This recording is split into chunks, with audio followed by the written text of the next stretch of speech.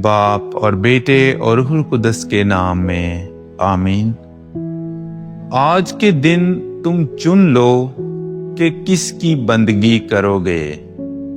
हमारे लिए आज की तिलावत यशूआ नबी की किताब उसका 24वां बाब और उसकी 14वीं आयत से लेकर 29वीं आयत तक। बस तुम खुदावंद से डरो और रास्ती और सदाकत से उसकी इबादत करो और उन माबूदों को जिनकी तुम्हारे बाप दादा दरिया से पार और मिस्र में बंदगी करते थे दूर करो और खुदावंद की इबादत करो। और अगर तुम्हें खुदावंद की इबादत करना बुरा लगता है तो आज के दिन तुम चुन लो कि किसकी बंदगी करोगे। आया उन माबूदों की जिनकी तुम्हारे बाप दादा दरिया के पार बंदगी करते थे, या अमूरियों के माबूदों की जिनके मुल्क में तुम बसते हो। मगर मैं और मेरा घराना हम खुदावंद की बंदगी करेंगे।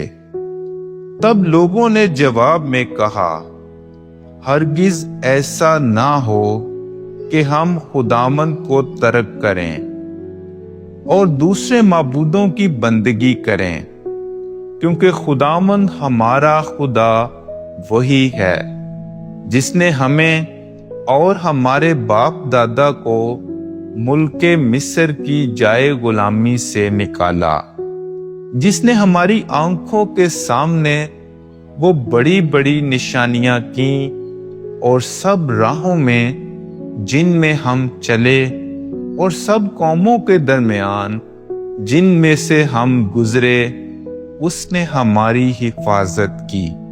और खुदावंद ने हमारे सामने से सब कौमों को और अमूरियों को जो मुल्क में रहते थे निकाल दिया। तो हम भी खुदावंद ही की इबादत करेंगे, क्योंकि वो हमारा खुदा है। तब यहोशू ने लोगों से कहा, तुम खुदावंद की इबादत ना कर सकोगे, क्योंकि वो कद्दूस खुदा और गयूर खुदा है।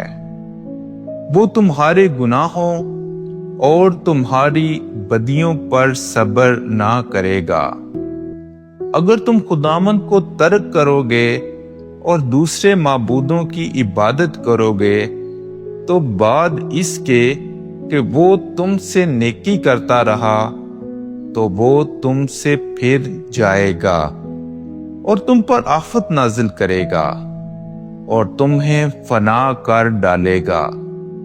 तब लोगों ने यशूआ से कहा, हरगिज नहीं, बल्कि हम खुदावंद की बंदगी करेंगे। तब यहोशू ने लोगों से कहा कि तुम आप ही अपने लिए गवाह हो कि तुमने अपने लिए खुदावंद को चुन लिया कि तुम उसकी बंदगी करोगे। तो उन्होंने कहा, हम गवाह हैं। तब उसने कहा कि तुम अजनबी माबूदों को जो तुम्हारे दरमियान हैं निकाल फेंको और अपने दिलों को खुदावंद इस्राएल के खुदा की तरफ माइल करो। तब लोगों ने यशूआ से कहा, हम खुदावंद अपने खुदा की इबादत करेंगे और उसका कहा मानेंगे।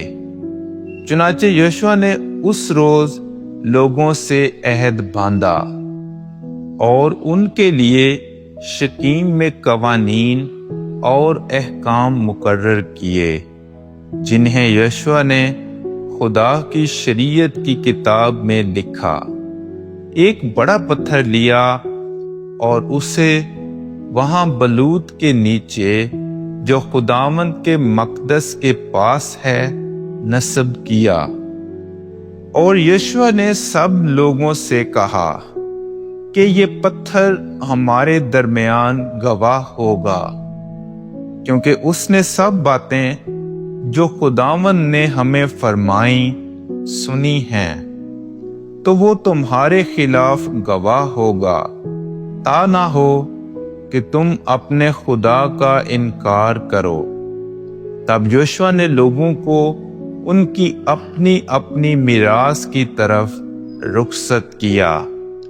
اور ان باتوں کے بعد ایسا ہوا کہ خداوند کے بندے یوشوا بن نون نے وفات پائی، اور وہ 110 برس کی عمر کا تھا۔ پاک کلام کے پڑھے اور سنے جانے پر خدا کی برکت ہو۔